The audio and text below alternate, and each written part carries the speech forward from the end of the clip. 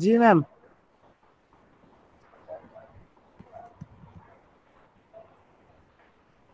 আচ্ছা, সো তুমি যে আমরা যে এই যে এত ডেটা অ্যানালাইটিক্স এর কথা বলতেছি, তারপর ডিসিশন মেকিং এর কথা বলতেছি, এটার আসলে কি কম্পোনেন্ট কি ডেটা আসলে এক্সট্রাক্ট করে নিয়ে আসা। It firms collects tech of data from different places, finding important info becomes crucial. এই যে আমরা বিভিন্ন প্লেস থেকে ডেটাগুলোকে, ডিফারেন্ট প্লেস থেকে ডেটাগুলোকে কালেক্ট করে নিয়ে আসতেছি, এটা কিন্তু আসলে অনেক ক্রুশিয়াল একটা জিনিস। So we gather specific info from different places like database, files, website or APIs. তাহলে ডেটা আসলে কোথা থেকে আমরা কালেক্ট করতে পারি? এখানে দেখো চারটা বলা আছে। আর অনেক ওয়ে আছে, যেমন হচ্ছে আমরা ডেটাবেস থেকে ডেটা নিতে পারি, বিভিন্ন ফাইলস থেকে কালেক্ট করে নিয়ে আসতে পারি, ওয়েবসাইট থেকে কালেক্ট করে নিয়ে আসতে পারি, এপিআইস। এই জিনিসগুলোই কি আজকে আমরা দেখবো, ঠিক আছে? এগুলো আমাদেরকে স্মার্ট ডিসিশন এবং আরো আহ, জিনিসগুলা ভালোভাবে বুঝতে সাহায্য করে। ওকে, সো এটা হচ্ছে একটা ডেটা এক্সট্রাকশন প্রসেস, যেখানে কি ফার্স্টে হচ্ছে আমাকে অবজেক্টিভ ডিফাইন করতে হবে। অবজেক্টিভ ডিফাইনটা কি, আমি আসলে কেন ডেটাটা এক্সট্রাক্ট করতে চাই, আমার মেইনলি হচ্ছে কি কাজের জন্য ডেটাটা লাগবে এবং কোন ডোমেইন থেকে আমি ডেটাটা ক্লিয়ার করবো। তারপর হচ্ছে আইডেন্টিফাইং সোর্সেস, এবার আমাকে সোর্স বের করতে হবে যে কোন সোর্স থেকে আমি ডেটা কালেক্ট করব। তারপর হচ্ছে finding the right tool or service, আমি হচ্ছে কোন টুলটা ইউজ করব বা কোন কোড লিখে আমি ডেটাটাকে কালেক্ট করব সেটা আমি হচ্ছে বের করব। তারপর হচ্ছে আমি যখন এই জিনিসটা ফিক্স করে ফেলবো, তখন আমার ডেটা এক্সট্রাকশন প্রসেসটা শুরু হয়ে যাবে অটোমেটিক্যালি, আমি ডেটা এক্সট্রাকশন প্রসেসটা দিয়ে দিব। তারপর কি করবো, তারপর হচ্ছে ফার্দার আমাকে ডেটার কোয়ালিটিটা এনশিওর করা লাগবে, যে আমি আসলে যেই ডেটাগুলোকে করতেছি এটা আসলে একটা কোয়ালিটিফুল ডেটা হচ্ছে কিনা। সো একটা যদি রিয়েল লাইফ এক্সাম্পল দেই, সাপোজ মনে করো তোমার রিসার্চের জন্য টুইটার থেকে ডেটা কালেক্ট করা লাগবে। এখন টুইটার থেকে তুমি যেটা কালেক্ট করবা কেন, তুমি হচ্ছে সেন্টিমেন্ট অ্যানালাইসিস করবা কোনো একটা টপিকের উপরে। সাপোজ ফর এক্সাম্পল কিসের উপরে, এখন একটা পপুলার টপিকের নাম বলো, নাও খুব ট্রেন্ডিং একটা টপিকের নাম বলো। এই যে ইসরায়েল, যে দেখবা ইসরায়েল হচ্ছে কিছু মিডল ইস্টের কান্ট্রিতে হচ্ছে হামলা করছে, এটা তো একটা ট্রেন্ডিং টপিক। তো সাপোজ তুমি এই টপিকের উপরে ডেটা কালেক্ট করতে চাচ্ছ, সেন্টিমেন্ট অ্যানালিসিস কালেক্ট করতে চাচ্ছ, এখন তুমি টুইটার থেকে ওই টুইটস গুলোকে নিয়ে আসবা যে টুইটস গুলো শুধুমাত্র এই টপিকের উপর হয়েছে। তাহলে তোমার কি অবজেক্টিফাইন হলো যে আমি হচ্ছে সেন্টিমেন্ট অ্যানালাইসিসের জন্য টুইটার থেকে টেক্সট এক্সট্রাক্ট করে নিয়ে আসবো। এবার হচ্ছে ডেটা সোর্স কালেক্ট করা। এই যে টুইটার হচ্ছে তোমার ডেটা সোর্স, তুমি ফার্স্টে ঠিক করলা যে আমি সেন্টিমেন্ট অ্যানালাইসিস জন্য টেক্সট কালেক্ট করব। তারপর তুমি তোমার সোর্স ঠিক করলো, আমার সোর্স কি, আমার সোর্স হবে হচ্ছে টুইটার। আরো সোশ্যাল মিডিয়া হতে পারে, তুমি হচ্ছে ইউটিউব কমেন্টস কে কর্পোরেট করতে পারো, তারপর ইয়া আছে যে তোমার ফেসবুক পোস্ট করতে পারো। সো এবার তুমি তোমার সোর্স ফিক্স করলাম। এখন হাইড্রেশন একটা টুলস আছে, যেটা দিয়ে হচ্ছে আমরা কি করতে পারি, টুইটারের এপিআই দিয়ে, টুইটার এপিআই আছে, ফেসবুক এপিআই আছে, তো এই এপিআই গুলাতে অ্যাকাউন্ট থাকলে, পেইড অ্যাকাউন্ট থাকলে, তখন কি হয়, আমরা হচ্ছে এই এপিআই গুলো ইউজ করে ডেটা বা টেক্সট এক্সট্রাক্ট করে নিয়ে আসতে পারি বিভিন্ন সোর্সের মাধ্যমে। এখন তুমি হচ্ছে দেখলা যে তোমার কাছে কোন এপিআইটা বা কোন সার্ভিসটা অ্যাভেলেবেল আছে। যদি তোমার কাছে কোনো পেইড এপিআই না থাকে, ফ্রি এপিআই আসলে তুমি কতটুকু লিমিট দিয়ে ডেটা কালেক্ট করতে পারবা। তো তুমি আসলে তোমার টুলটা ফিক্স করলা যে কোন টুল দিয়ে তুমি ডেটাটাকে কালেক্ট করবা। আচ্ছা, এরপর তোমার কি হবে, ডেটা এক্সট্রাকশন শুরু হবে। তুমি এপিআই এর হয়তো বা প্রম্পটে কিছু কোড লিখবা, বা তুমি যদি পাইথনে করো তুমি পাইথনে কিছু কোড লিখবা। তাহলে কোড লেখার পরে কি হবে, ওই যে তোমার কন্ডিশনের উপর বেস করে ওই রিলেটেড সবগুলা ডেটা বা তুমি যে কন্ডিশনগুলো দিছো ওই কন্ডিশনগুলোর মধ্যে পড়ে সবগুলা টেক্সট একটা সিএসভি ফাইলে চলে আসবে, বা জেসন আকারে চলে আসতে পারে, বা অন্য যে কোনো ফরম্যাটে, যেই ফরম্যাটে তুমি স্টোর করবে এটা চলে আসবে। এটা পুরোটা ডিপেন্ড করছে তোমার কোডের উপর, বা তুমি যে এপিআইটা ইউজ করতেছো ওই এপিআই তোমাকে কি ধরনের সার্ভিস অফার করতেছে তার উপরে। এখন তোমার ডেটা এক্সট্রাকশন শুরু হয়ে গেল, ফাইনালি তোমার ডেটা আসলো। এখন তোমার ডেটা আসার পরে তুমি দেখলা যে মোস্ট অফ দ্য টুইট হচ্ছে ইররিলিভেন্ট। এখন তুমি যখন ডেটা কালেক্ট করতেছো তখন হয়তো বা যে তুমি যে যেটা করা যায়, তোমার কাছে যদি টুইটস এর স্পেসিফিক আইডি থাকে, যে এই আইডি টুইটস গুলো হচ্ছে আম, ওই ইসরায়েলের অ্যাটাকের সাথে রিলেটেড, তখন কি হবে, ওই রিলেটেড ডেটাগুলো চলে আসবে, আইডি ধরে ধরে চলে আসবে। যদি আইডি না থাকে তখন হ্যাশট্যাগ দিয়ে টেক্সট কালেক্ট করা যায়, এটা খুব পপুলার একটা টেকনিক, যেটা হচ্ছে হ্যাশট্যাগ ধরে ধরে টেক্সটগুলোকে কালেক্ট করে।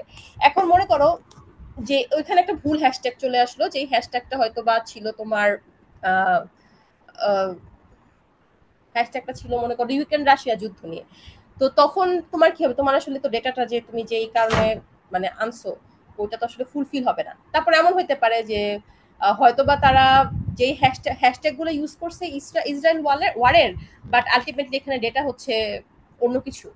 তো তখন তোমার কি করা লাগবে, তোমাকে আসলে ডেটার কোয়ালিটি এনশিওর করা লাগবে। তখন তুমি বিভিন্ন কোড লিখে বা বিভিন্ন ওয়েতে প্রি প্রসেস করে ইরিলিভেন্ট যে টেক্সটগুলো আছে ওগুলোকে বাদ দিয়ে দিবা।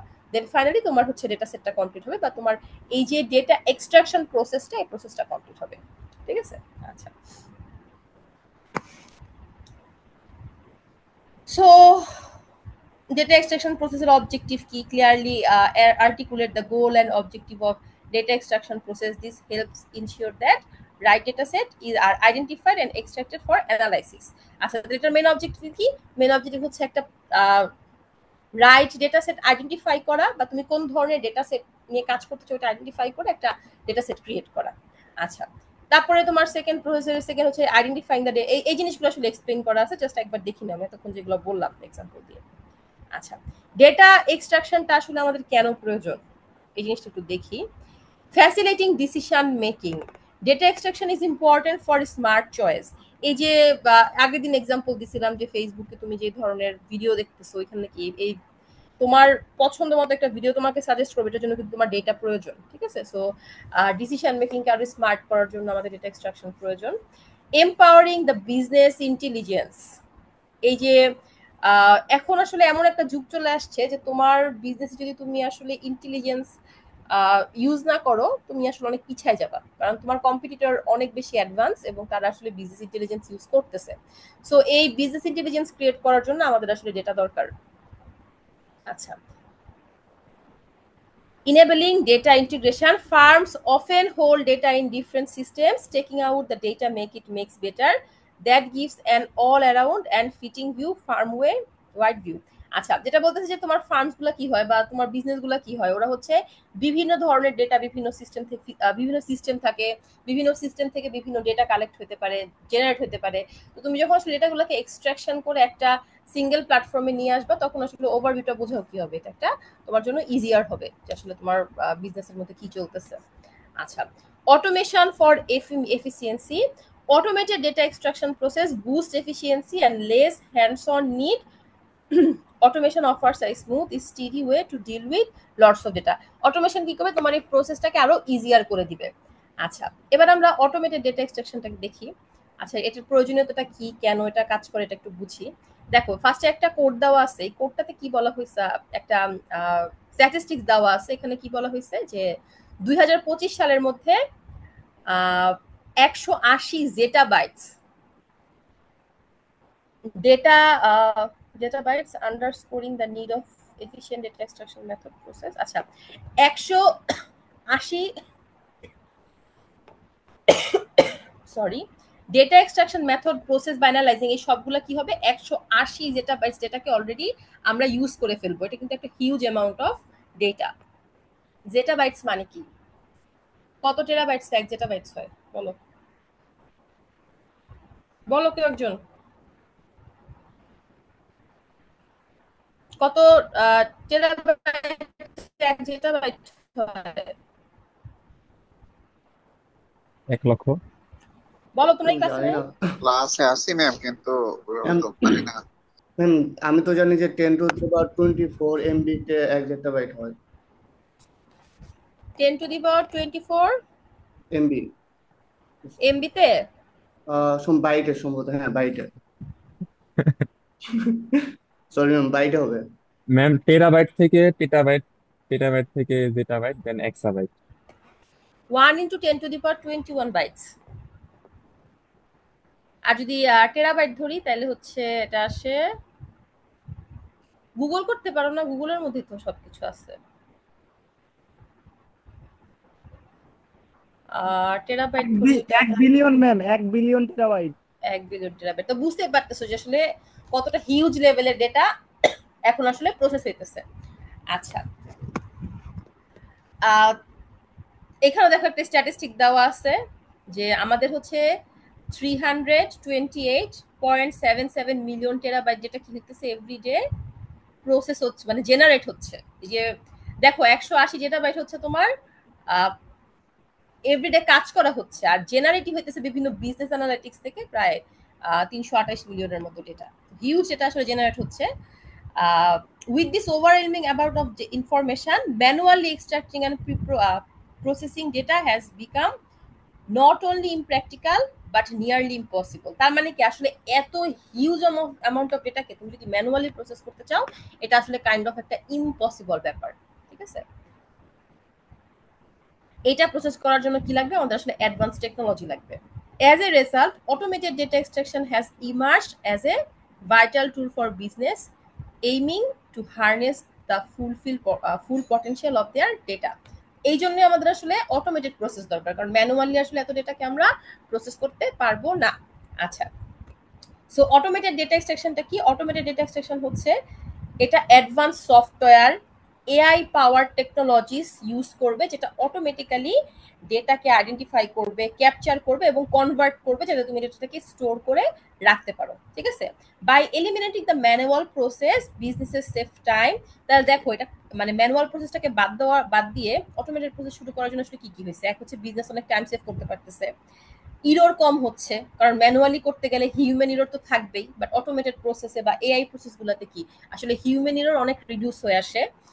তারপর হচ্ছে স্পিডটা অনেক বেশি হবে, যেহেতু অটোমেটিক কাজ করতেছে। তুমি হচ্ছে ওয়েব স্ক্র্যাপিং করবা, তোমার দেখা যাবে তুমি একটা কোড লিখবা, 1 ঘন্টায় তুমি 1 লাখ টেক্সট হচ্ছে কালেক্ট করতে পারো। আর তুমি এই কাজে যদি ম্যানুয়ালি হিউম্যান দ্বারা করাও, তোমার 1 লাখ টেক্সট করতে মিনিমাম 3 থেকে 4 বছর লেগে যাবে। 3 থেকে 4 বছরে শেষ করতে পারবে কিনা এটা ডাউট আছে। তার মানে আসলে কাজের স্পিড অনেক বেড়ে যাইতেছে, আর ওরা হচ্ছে কি আরো কুইক এবং হচ্ছে আরো ইনফর্মড ওয়েতে ডিসিশন নিতে পারতেছে। সো বুঝতে পারতেছে যে ম্যানুয়ালের চেয়ে আসলে অটোমেটেড ডেটা এক্সট্রাকশনটা অনেক বেশি কার্যকর।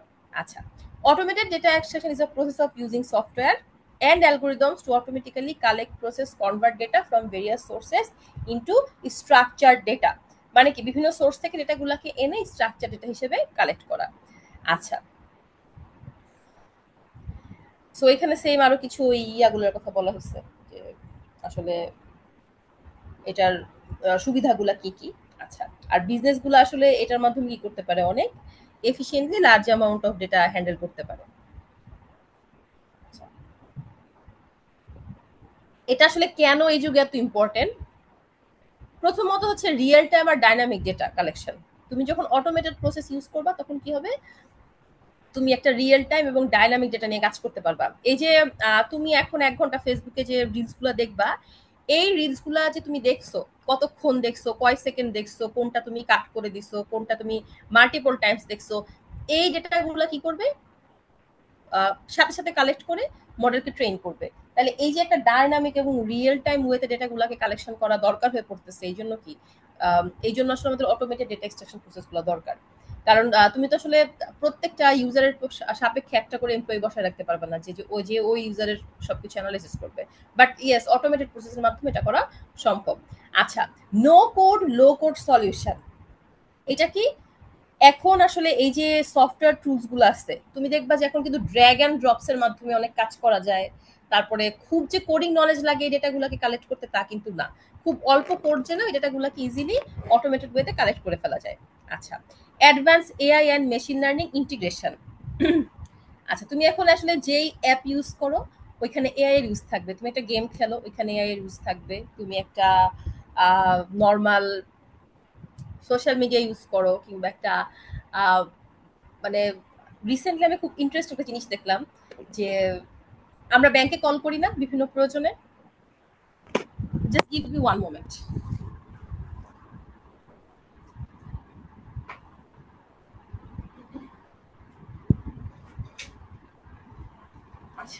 আমরা তো হচ্ছে বিভিন্ন যে ব্যাংকের, তারপরে তোমার বিভিন্ন কোম্পানির কাস্টমার কেয়ারের কল নাম্বার থাকে না? তো ওইখানে আসলে কি হয়, তুমি কল ধরো, কল ধরার পরে তোমাকে বলে বাংলার জন্য 1 চাপুন, ইংলিশের জন্য 2 চাপুন, তারপরে তুমি 1 চাপো, তারপর হচ্ছে তোমাকে নিয়ে যায় কার্ড সংক্রান্ত তথ্যের জন্য এখানে যান, অ্যাকাউন্ট সংক্রান্ত তথ্যের জন্য এখানে যান। This is the process, right? আমরা সবাই প্রসেস সম্পর্কে জানি, ইন্টারঅ্যাক্ট করো। আমরা সবাই এটা এক্সপেরিয়েন্স করছি না? মজার ব্যাপার হচ্ছে, আমি এমটিভিতে কল দিছিলাম গতকালকের কাহিনী। তো এমটিভিতে কল করার পরে এআই আমার কল ধরছে, এবং এআই আমার কল ধরে আমাকে বলতেছে যে ফার্স্টে সে আমাকে গ্রিটিং করলো, গ্রিটিং করার পরে বলল যে আমার বোঝার সুবিধার্থে আমার কথা শেষ হওয়ার পরে আপনি কথা বলুন। তো তারপর আমি এজেন্ট হ্যাঁ বুঝি নাই। AI agent yes, AI agent. তাহলে দেখো কোথায় গেছে টেকনোলজি। আমি এমটিভিতে কল দিয়েছিলাম, এমটিভি ব্যাংকে অ্যাকাউন্টে আমার কিছু ট্রানজাকশন রিলেটেড প্রবলেমের জন্য। তারপর ওকে আমি বললাম যে আমার অ্যাকাউন্ট থেকে ট্রানজাকশন হচ্ছে না। ওটা শুনলো, শুনে আমাকে বললো যে আপনাকে একজন কাস্টমার কেয়ার প্রতিনিধির কাছে পাঠানো হচ্ছে। তাহলে দেখো যে ইন্টেলিজেন্স কোন লেভেলে গেছে। এআই আমার সাথে কথা বলছে, সে আমার কথা বুঝছে এবং সে রিয়ালাইজ করছে যে আমার অ্যান্সার সে দিতে পারবে না, তখন সে হচ্ছে আমাকে পাঠিয়ে দিছে কি কাস্টমার কেয়ার ইয়ার কাছে, এজেন্টের কাছে। ঠিক আছে, এখন আগে কি করা লাগতো, আমি দুদিন আগে গত মাসে যখন আমি কল দিছি তখন কি করা লাগছে, ফার্স্টে আমার এক চাপা লাগছে বাংলার জন্য, এরপর আমার 0 চাপা লাগছে কাস্টমার কেয়ার এক্সিকিউটিভের সাথে কথা বলার জন্য, তারপর আমাকে ওয়েট করা লাগছে, তারপর হচ্ছে আমাকে ওর সাথে কথা বলা লাগছে। এটা কত লেন্দি একটা ওয়ে ছিল, কত একটা বিরক্তকর ওয়ে ছিল যে আমাকে বসে বসে শুনতে হইতেছে যে আমার কত চাপতে হবে, আমি 0 চাপবো। যেমন এমটিভিতে 0 চাপা লাগে, অন্য একটা ব্যাংক আছে যেখানে 6 চাপতে হয়। তো এগুলো আসলে তোমার বসে বসে শোনা লাগে যে কত নাম্বার চাপা লাগবে। সেখানে কত শর্ট সময়ের মধ্যে কত স্মার্ট ওয়েতে আমাকে হচ্ছে কাস্টমার কেয়ার এক্সিকিউটিভের কাছে নিয়ে গেল। তাইলে এখন এমটিভির যারা কম্পিটিটর আছে বাংলাদেশে, ওরা কি বসে থাকবে? ওরাও এখন এটা করবে। ঠিক আছে, তার মানে কি আসলে এখন আমরা যেই টুল ইউজ করতেছি, যাই ইউজ করতেছি, সেখানে এআই এর ইউজটা হিউজ। এবং এআই যদি কেউ ইউজ না করে সে আসলে কি হবে, বিজনেস কম্পিটিশনে পিছিয়ে যাবে। সো এই জন্য কি, এই জন্য আসলে অটোমেটেড ডেটা এক্সট্রাকশন দরকার। কারণ এই হেভি মডেলগুলোকে একটা এজেন্ট আসলে কথা বলতেছে, তার মানে তাকে কি পরিমাণ ডেটা ফিট করানো হয়েছে একবার চিন্তা করো। তো এই জন্য আমাদের আসলে অনেক বেশি ডেটা দরকার।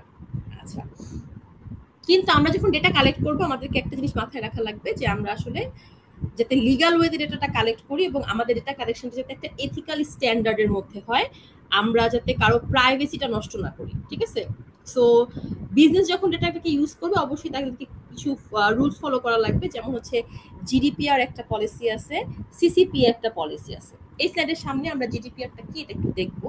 এটা বেসিক্যালি ইউরোপে একটা চলমান পলিসি যেটা আসলে মানুষের ডেটার প্রাইভেসি নিয়ে কাজ করে। আচ্ছা, মাল্টি আর এখন কি হয়েছে, এখন আসলে শুধুমাত্র যে একটা সিঙ্গেল মডেল ডেটা নিয়ে কাজ হচ্ছে তা না, এখন মাল্টি মডেল ডেটা চলে আসতেছে। মাল্টি মডেল ডেটা নিয়ে আসলে অ্যানালিসিস হচ্ছে। তার অনেক বড় একটা এক্সাম্পল, তুমি চ্যাট জিপিটি কে শুধু এখন টেক্সট দিচ্ছ না, তুমি টেক্সটের সাথে একটা ছবি দিয়ে দেন তুমি বলতে পারতেছো যে এই ছবিটা অ্যানালিসিস করে আমাকে আসলে অ্যান্সার দাও। সো যেহেতু এখন আসলে মাল্টি মডেল ডেটা প্রসেস হইতেছে, তার মানে কি আসলে অটোমেটেড ডেটা এক্সট্রাকশনটা অনেক বেশি ক্রুশিয়াল বা অনেক বেশি ইম্পর্টেন্ট, অ্যাটলিস্ট এই যুগে এসে। এখন আমাকে আসলে ফিজিবিলিটি চিন্তা করতে হবে যে ডেটাটা আমি কালেক্ট করতেছি কোন ওয়েতে, ডেটা কালেক্ট করলে বা আমাকে আসলে কি কি ফিজিবিলিটি টেস্টিং করা লাগবে বা চিন্তা করা লাগবে সেটা আমরা এখন একটু দেখি। ফার্স্টে হচ্ছে ডেটা সোর্স ভ্যারাইটি। যেই সোর্স থেকে ডেটাটা কালেক্ট হচ্ছে এটা কি আসলেই অরিজিনাল ডেটা দিচ্ছে নাকি এখানে আসলে অন্য কোনো এআই জেনারেটেড বা কোনো বানানো ডেটা আছে, এটা আমাদেরকে মেক শিওর করা লাগবে। Complexity of data. আচ্ছা, তুমি যখন অনেক ডেটা নিয়ে কাজ করবা স্বাভাবিক তোমার জন্য অটোমেশনটা আরো বেশি টাফ হবে। তো আসলে এখানে টাইম কমপ্লেক্সিটিটা কেমন লাগতেছে এগুলো অ্যানালিসিস করতে হবে, কম সময়ের মধ্যে যাতে এফিশিয়েন্টলি ডেটা কালেক্ট করতে পারি ওইটা করা লাগবে। এরপর হচ্ছে টেকনোলজি অ্যাভেলেবিলিটি। তুমি এখন একটা ডেটা কালেক্ট করতে চাচ্ছ বা একটা ওয়েতে ডেটা কালেক্ট করতে চাচ্ছ, আদৌ এই টেকনোলজিটা অ্যাভেলেবেল আছে কিনা বা তোমার ওই পরিমাণ রিসোর্স আছে কিনা যে তুমি এই অটোমেশনটা করতে পারবে, এটা তোমার খেয়াল রাখা লাগবে। অর্গানাইজেশনাল রেডিনেস সবচেয়ে ইম্পর্টেন্ট, তোমার অর্গানাইজেশন আসলে রেডি কিনা এই সিস্টেম ইমপ্লিমেন্ট করার জন্য, অটোমেটিক ডেটা এক্সট্রাকশন করার জন্য তোমার অর্গানাইজেশন রেডি কিনা। অবশ্যই তোমার অর্গানাইজেশন রেডি থাকা লাগবে, নাহলে সে কি হবে, বিজনেস কম্পিটিশনে পিছিয়ে যাবে। তাহলে আসলে আমরা যখন আসলে অটোমেটেড ডেটা এক্সট্রাকশন শুরু করবো আমাদেরকে এই জিনিসগুলো মাথায় রাখতে হবে। আচ্ছা, এবার দেখো কিছু এক্সাম্পল দেওয়া আছে কি কি ডেটা দিয়ে আসলে আমরা অটোমেটেড ডেটা এক্সট্রাকশনটা মানে কার্যকর করতে পারি, ওটা একটু দেখি। ফার্স্টে হচ্ছে স্ট্রাকচার ডেটা। স্ট্রাকচার ডেটা কোনগুলা বলো তো? স্ট্রাকচার তো পড়াইছি, ফার্স্ট স্লাইডে ছিল, বলো একজন। স্যার ম্যাম রো কলাম থাকবে যে কত স্ট্রাকচারে টেবিল আকারে। আকারে যে ডেটাগুলো আসে স্ট্রাকচার হ্যাঁ বলতে, রাইট? আচ্ছা, তো এখন বলতেছে যে স্ট্রাকচার ডেটাগুলো আমরা কোথায় কালেক্ট করতে পারি? ডেটাবেস থেকে। ডেটাবেস থেকে আমরা স্ট্রাকচার ডেটা কালেক্ট করতে পারি। তারপরে স্প্রেডশিটে হচ্ছে আমরা এগুলো নিয়ে কাজ করতে পারি, যেমন স্প্রেডশিটের মধ্যে আমরা টেক্সট এনে রাখি, করতে রাখি। তো স্ট্রাকচার যেটা অ্যানালাইসিসের জন্য দুটো পপুলার এক্সাম্পল হচ্ছে ডেটাবেস আর হচ্ছে স্প্রেডশিট। ডেটাবেস সম্পর্কে আইডিয়া আছে আমাদের? হ্যাঁ, ম্যাম খুব বেশি আছে নাই। ম্যাম, সাইবার সিকিউরিটি খালি মানে ডেটাবেস কি এরকম কিছু জানছিলাম আর কি, তবে ডেটাবেসের database সিকিউরিটি সমস্যা নাই। সম্পর্কে বেশি জান। নেক্সট সেমিস্টার ডেটাবেস কোর্স আছে, যে মাইএসকিউএল যেগুলো সবকিছু শিখবা, ভালো করে শিখো, অনেক ইম্পর্টেন্ট জিনিস ডেটাবেস। ডেটাবেস হচ্ছে এই যে তুমি বিভিন্ন ওয়েবসাইট চালাও, এই যে ওয়েবসাইটে এত ইউজার থাকে, এদের ডেটাগুলাকে অর্গানাইজ করে যেখানে রাখা হয়, এবং অর্গানাইজ করে রাখার পাশাপাশি ডেটাগুলাকে খুব ইজিলি আপডেট করা, নতুন ইউজার আসলে অ্যাপেন্ড করা, তারপরে যে ইউজার অ্যাকাউন্ট ডিলিট করে চলে যাচ্ছে তারটা ডিলিট করে দেওয়া, এই সব কাজ খুব এফিশিয়েন্টলি করা যায়, সেটাই হচ্ছে আমার ডেটাবেস। নেক্সট সেমিস্টারে ইনশাআল্লাহ ডিটেইলসে শিখবা। আচ্ছা, এবার আসি আনস্ট্রাকচার ডেটা। আনস্ট্রাকচার ডেটার মধ্যে কি আছে? এই যে ইমেইল, তুমি জাস্ট র্যান্ডমলি টেক্সট নিয়ে আসতেছো, এটা তো স্ট্রাকচার ডেটা না, একটা টেক্সটের সিকোয়েন্স। তারপর যে social media post, Twitter, Facebook, ইনস্টাগ্রামের পোস্ট, এগুলা। তারপর হচ্ছে তোমার বিভিন্ন ডকুমেন্টস, পিডিএফ, টেক্সট ফাইল, এগুলা কি? এগুলো হচ্ছে তোমার মানে এই ধরনের অ্যাকচুয়ালি এক্সট্রাক্ট করা হয়ে থাকে স্ট্রাকচার ডেটার মধ্যে। তারপর হচ্ছে এন্ডে চলে গেল কেন? আচ্ছা, এবার হচ্ছে semi structure data. Semi structure data কি? এটা হচ্ছে পুরোপুরি টেবিলের মধ্যে স্ট্রাকচার না, বাট হচ্ছে তোমার স্ট্রাকচার করা আছে। যেমন হচ্ছে XML file. XML files use tag to define structure of the data. XML এর কিছু ট্যাগ আছে, ওই ট্যাগগুলো ইউজ করে করে হচ্ছে XML কি করে, ওই ডেটাগুলোকে সাজায় রাখে। এই জন্য এটাকে সেমি স্ট্রাকচার বলে, ফুল স্ট্রাকচার বলে না। তারপরে জেসন আছে, জেসনেও সেম, তুমি ডেটা কালেক্ট করে নিয়ে আসতে পারো। তারপর HTML আছে, XML HTML কাছাকাছি সেম, এখানে দুটার কিছু ট্যাগ ডিফারেন্স আছে। সো এইভাবে তুমি যে ট্যাগ ইউজ করে এটাগুলোকে সাজায় রাখতেছো, এগুলোকে আমরা সেমি স্ট্রাকচার ডেটা বলতেছি, এবং এই ধরনের ডেটা কি করা হয়, অনেক বেশি এক্সট্রাক্ট করা হয় আমাদের কাজের জন্য। আচ্ছা, এবার আসি এআই ডেটা এক্সট্রাকশন। এতক্ষণ দেখলাম অটোমেটেড ডেটা এক্সট্রাকশন, এখন দেখবো এআই ডেটা এক্সট্রাকশন। তাহলে এআই ডেটা এক্সট্রাকশন কি বলতেছে? Is the process of using artificial intelligence technologies to automatically extract data from various sources, transforming it into structured and usable format. তার মানে কি, যে data collection পদ্ধতিতে আমরা আর্টিফিশিয়াল ইন্টেলিজেন্স ইউজ করছি। দেখো অটোমেটেড কি হতেছিল, আমরা শতবা একটা এপিআই বা টুল লিখে অটোমেটেড ডেটা এক্সট্রাকশন করতেছিলাম। এখন ওই জায়গাটাতে কি হচ্ছিল, যে তোমার যে কন্ডিশন ছিল, ওই কন্ডিশন যেই যে ডেটার সাথে মিলতেছে, তার মানে ইফ এলস চেক করে করে তোমার ডেটা কালেক্ট করতেছে। কিন্তু এআই এ কি হবে? এআই আমার আর্টিফিশিয়াল ইন্টেলিজেন্স থাকবে। আর্টিফিশিয়াল ইন্টেলিজেন্স মানে কি? এখানে বুদ্ধিমত্তা থাকবে। শুধুমাত্র কন্ডিশন চেকিং এখানে থাকবে না, কন্ডিশন চেকিং এর পাশাপাশি এখানে এআই এর যে মানে মডেল ট্রেন হওয়ার যে একটা বেনিফিট আছে, সেটাও আমরা এখানে পাবো। আচ্ছা, unlike traditional data extraction methods which rely heavily on manual effort and predefined rules, AI data extraction leverages machine learning, natural language processing, and other AI techniques to understand, interpret, process data with minimal human intervention. তার মানে কি, এখানে আসলে human ইন্টারভেনশনটা বা human ইন্টারাকশনটা আরো বেশি কমে গেছে, রাইট? কারণ এখানে হিউম্যানের কাজটা এআই করে দিচ্ছে। ওই যে তোমাকে আমি একটু আগে বলছিলাম যে তুমি যদি টুইট কালেক্ট করে নিয়ে আসো, এখানে অন্য ইয়া চলে আসতে পারে, অন্য টপিকের টুইট চলে আসতে পারে। তো তুমি এআই বা এনএলপি টেকনিকগুলো ইউজ করলে কি হবে, ইজিলি এগুলা আরো ফিল্টার আউট হয়ে যাবে, এবং তোমার এটা প্রসেসটা আরো বেশি স্মুথ এবং ইরর ফ্রি হবে। আচ্ছা,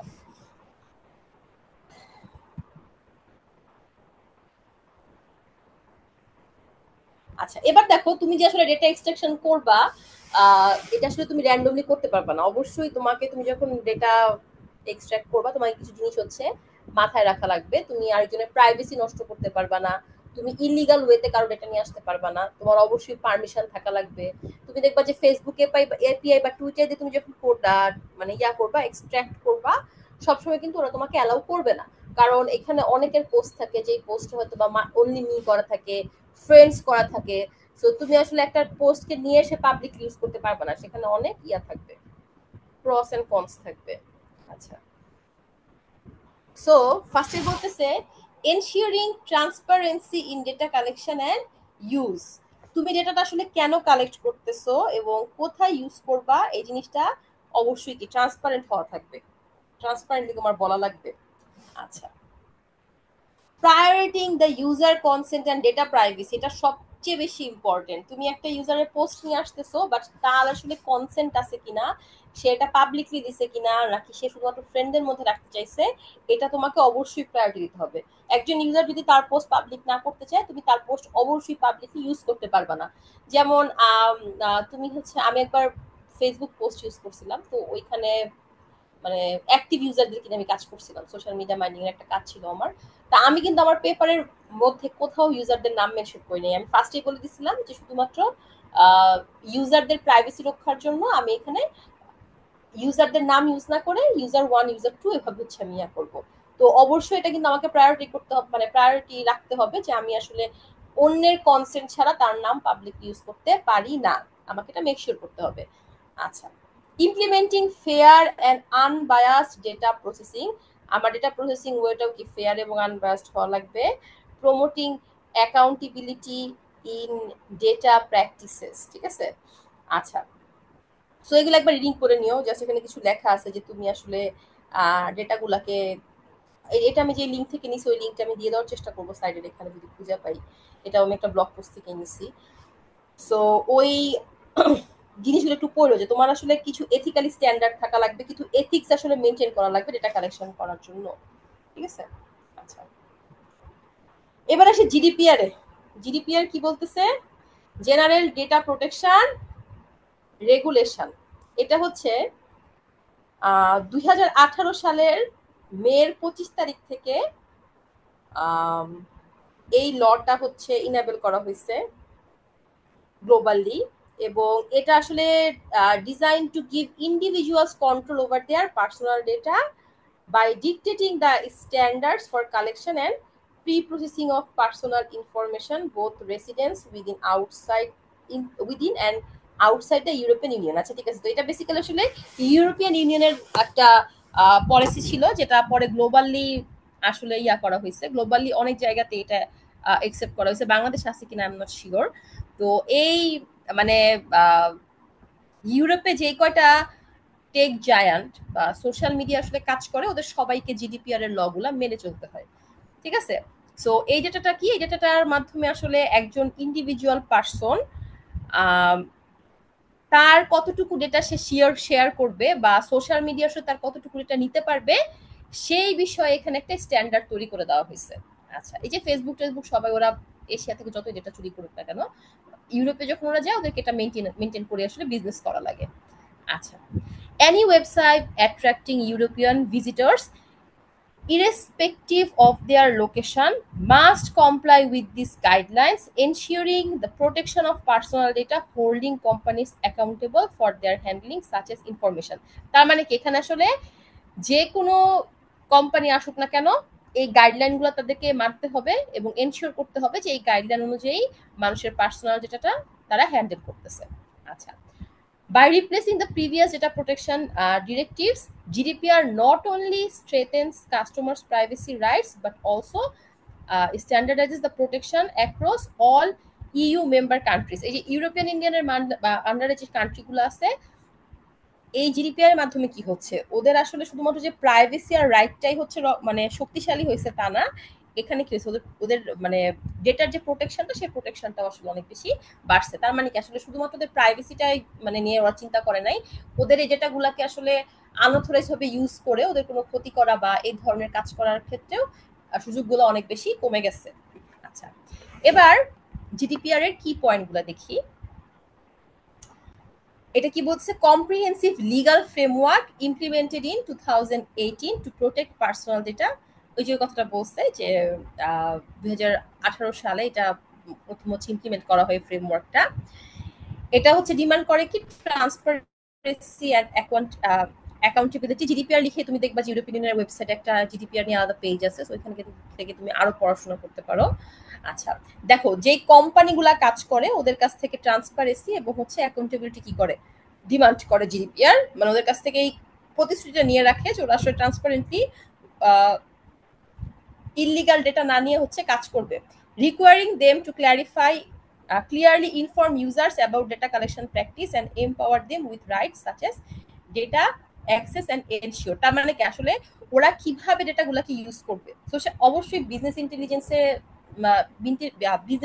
অ্যাক্টিভ করার জন্য ডেটা লাগবেই। তাহলে ডেটা কালেকশন প্র্যাকটিসটা আসলে কি হবে এবং এখানে আসলে ওদের রাইটসটা কতটুকু অ্যাসিওর হবে ডেটা অ্যাক্সেসের মাধ্যমে, সেই জিনিসগুলো খুব ট্রান্সপারেন্টলি কোম্পানিগুলোকে বলে দেওয়া হয়, মানে বা কোম্পানিগুলো জানাই দিতে হয়, ঠিক আছে। আচ্ছা, এবং ওই প্রসেসের বাইরে আসলে কোনো কোম্পানি কারো ডেটা এখানে কালেক্ট করতে পারবে না বা কারো ডেটা হাত দিতে পারবে না।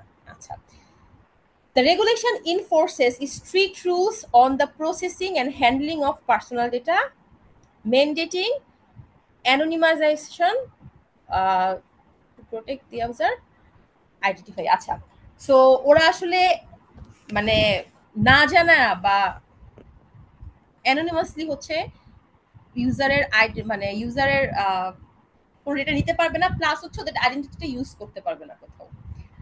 আচ্ছা, আর কোম্পানিগুলোর কি লাগে, অবশ্যই একটা ডেটা প্রোটেকশন অফিসার থাকবে, এনশিওর করবে compliance which can be challenging due to potential administrative burdens and increased business cost। তার মানে কি দেখো, জিডিপিআর যদি মেনে কোনো কোম্পানিকে বিজনেস করা লাগে তার অবশ্যই একটা এক্সট্রা কস্ট আছে, সেটা কি তার হচ্ছে অবশ্যই একটা ডিপিও হায়ার করতে হবে, অ্যাপয়েন্ট করতে হবে, যে এই জিনিসগুলো মাথায় রাখবে।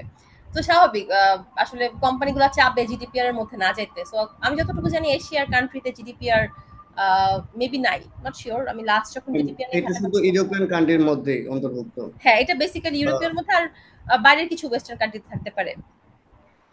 আর ম্যাম যদি চাই তাহলে আগে অনুমতি নিতে হবে তারপর আর কি। আচ্ছা, আজান পড়তেছে, আজানটা শেষ হোক, হ্যাঁ।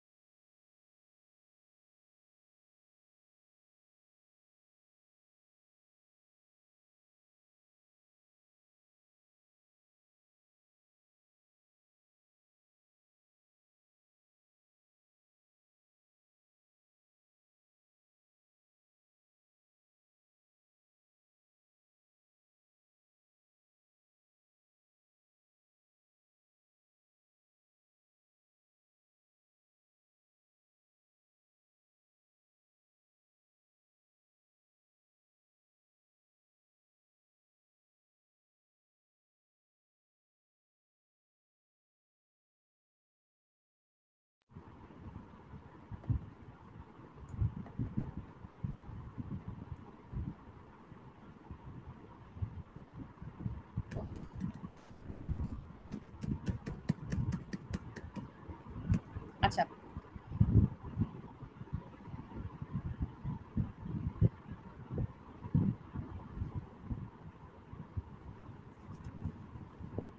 আচ্ছা সো সব মানে এটাই বুঝতে পারতেছো যে জিডিপিআর আসলে কি করে, কিছু আসলে ল আর হচ্ছে রুল অফার করে, যে অফারের মাধ্যমে কি হয় ইন্ডিভিজুয়াল যে মানে ইউরোপিয়ান যে ইন্ডিভিজুয়ালরা আছে ওরা ওদের ডেটার ব্যাপারে প্রোটেকশন পায়, ওরা জানতে পারে ওদের ডেটা নিয়ে কি করা হচ্ছে, কতটুকু ডেটা কালেক্ট করা হচ্ছে, সেই ডেটাটাকে আসলে কিসের মাধ্যমে ইউজ করা হচ্ছে। সো এখানে যেমন হচ্ছে ওদের প্রাইভেসি এনশিওর হয়, একই সাথে কি হয় ওরা আসলে প্রোটেকশনও পায় বিভিন্ন ধরনের ইয়া থেকে। ওকে, সো আজকের ক্লাসটা এই পর্যন্তই। নেক্সট ক্লাসে আমি তোমাদেরকে ওয়েব স্ক্র্যাপিং আর ইয়া পড়াবো, সেন্সর পড়াবো, কিছু কেস স্টাডি সহ পড়াবো, তাই ওইটা আজকে ধরলাম না। কেস স্টাডি সহ ধরে পড়লে কি তোমরা বুঝতে পারবা। সো বল আজকের ক্লাস নিয়ে কারো কোনো কোয়েশ্চেন আছে কিনা?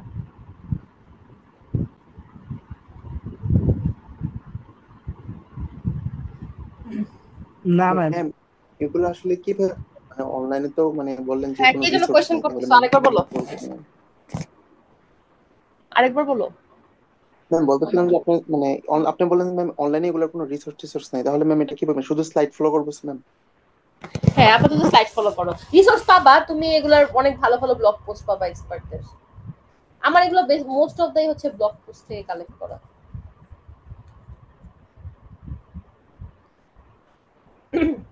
আচ্ছা। আর কোনো কোয়েশ্চেন? আচ্ছা শেয়ারিংটা অফ করে দাও, সরি ইয়াটা ওই রেকর্ডিংটা।